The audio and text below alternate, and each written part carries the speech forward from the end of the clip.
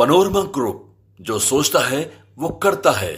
नमस्कार, today Bihar news और today Hindustan के डिजिटल प्लेटफॉर्म पर आपका बहुत बहुत स्वागत है। खबर विशेष में मैं हूं आपके साथ प्रकाश सिंह और आज खबर विशेष में दोस्तों बात बिहार के सियासत की करेंगे, लेकिन सबसे बड़ी बात करेंगे हम बंगला के विवाद की। बीजेपी के नेताओं ने तेजस्वी यादव की जिस तरीके से छवि धूमिल की, आज उसकी भी बात करेंगे। और आगे इस रिपोर्ट में आप जानेंगे, देखेंगे कि कैसे बिहार में बीजेपी के छुटभैया नेताओं की बेचैनी बढ़ने वाली है। बीजेपी के नेताओं को आखिर क्यों नाक रगड़ कर माफी मांगना पड़ेगा तेजस्वी यादव से, आज इसी रिपोर्ट में चर्चा होगी इस पर। तो मैं कहूंगा कि आप विस्तार से समझिए और ये समझिए कि बिहार में आखिर बीजेपी किस तरीके से नैरेटिव फैलाती है, किस तरीके से बीजेपी किसी के छवि को धूमिल करती है। और देश के जो बीजेपी के बड़े बड़े नेता हैं, आज मैं उन्हें कहूंगा कि कुछ सीखिए, कुछ समझिए, कुछ पढ़िए, कुछ जानिए, फिर कुछ बोलिए, वरना आप भी बीजेपी के छुटभैया नेताओं में ही गिने जाएंगे। खासतौर पर केंद्र के मंत्री हो या फिर पड़ोसी राज्य के उत्तर प्रदेश के उप मुख्यमंत्री, मैं इन्हें भी कहूंगा कि आपने राजनीति की जितनी नीचता वाली हरकत की है, आपको सरेआम देश की जनता से नाक रगड़ कर जमीन पर माफी मांगनी चाहिए। तो चलिए शुरुआत करते हैं, लेकिन पहले आपको बिहार के सियासत से जुड़ी अहम और बड़ी खबर के बारे में बता देते हैं।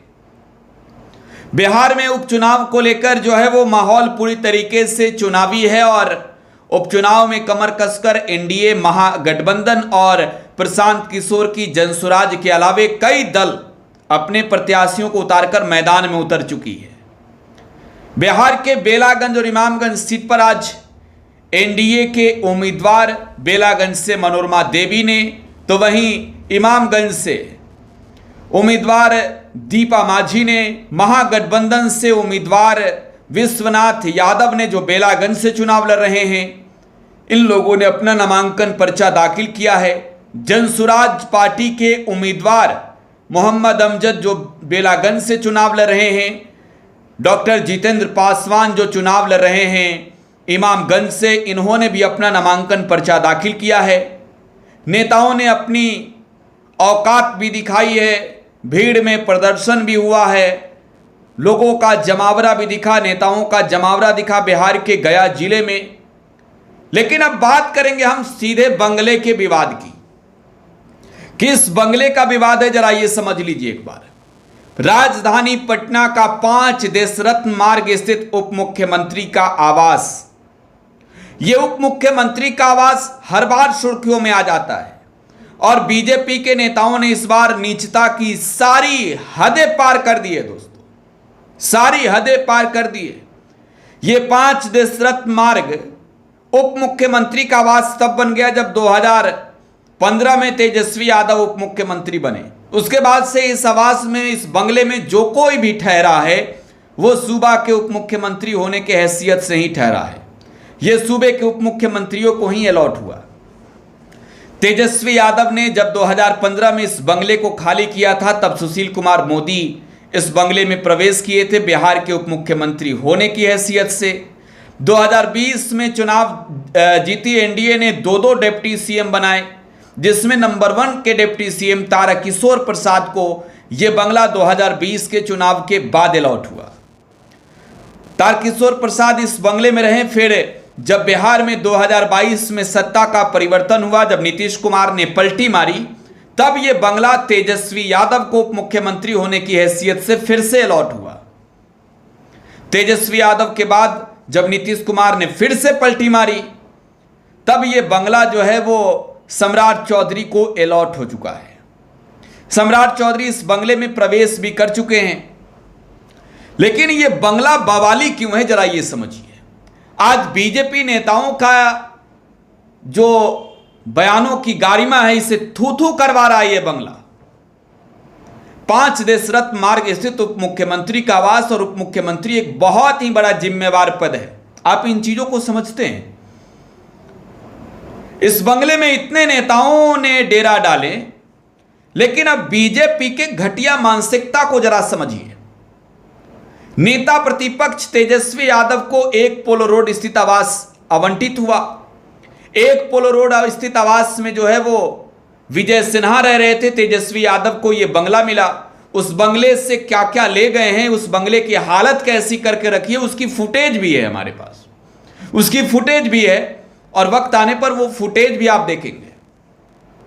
लेकिन आज आपको ये देखना होगा कि सम्राट चौधरी ने कितनी नकारात्मकता फैलाई तेजस्वी यादव को लेकर। यह बंगला जब सम्राट चौधरी को अलॉट हुआ तो कोई भवन निर्माण विभाग का अधिकारी पहुंचकर यह नहीं कह रहा था कि तेजस्वी यादव ने इस बंगले से कुछ सामान चोरी की है।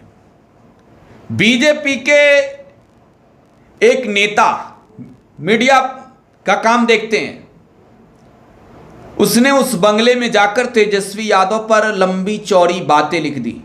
अनपढ़, जाहिल, आप उसे जो कहना है कह लीजिए, क्योंकि अब तो सरकार का बयान आ चुका है, स्टेटमेंट है, तो मैं इस आधार पर यही कहूंगा कि उस बंगले में तेजस्वी यादव जब गए तो उन नेताओं ने कहा, बीजेपी के कुछ टुटपुजिया छुटभैया नेताओं ने, कि इस बंगले से टोटी खोल कर ले गए हैं। तेजस्वी यादव को लेकर कहा कि यहां से एसी ले गए हैं अपना। तेजस्वी यादव को लेकर कहा कि बेड ले गए हैं चुराकर, और चोरी के आरोप तेजस्वी यादव पर लगाए। आरोप किसने लगाया? बिहार के डिप्टी चीफ मिनिस्टर सम्राट चौधरी के निजी सचिव ने आरोप लगाया। इसके बाद जो है वो मीडिया प्रभारी आ जाते हैं, वो अपनी बयान देना शुरू कर देते हैं।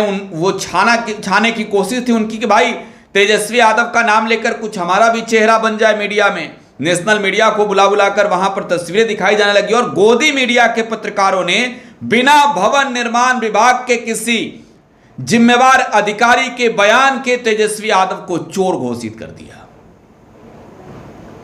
अब भवन निर्माण विभाग के मंत्री जयंत राज ने कहा है कि ऐसी कोई बात ही नहीं है, कोई अतिरिक्त सामान ही नहीं ले गए हैं। उन्होंने तेजस्वी यादव को क्लीन चिट दे दी है।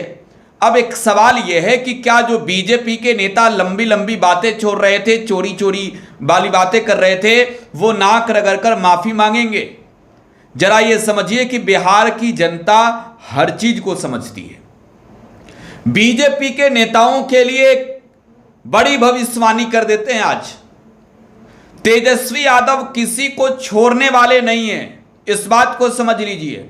तेजस्वी यादव किसी को छोड़ने वाले नहीं है। जिन लोगों ने चोरी का आरोप लगाया, लीगल नोटिस तैयार हो रहा है और लीगल नोटिस का जवाब देना होगा, नहीं तो कोर्ट के अंदर जाकर नाक रगड़कर माफी मांगनी होगी।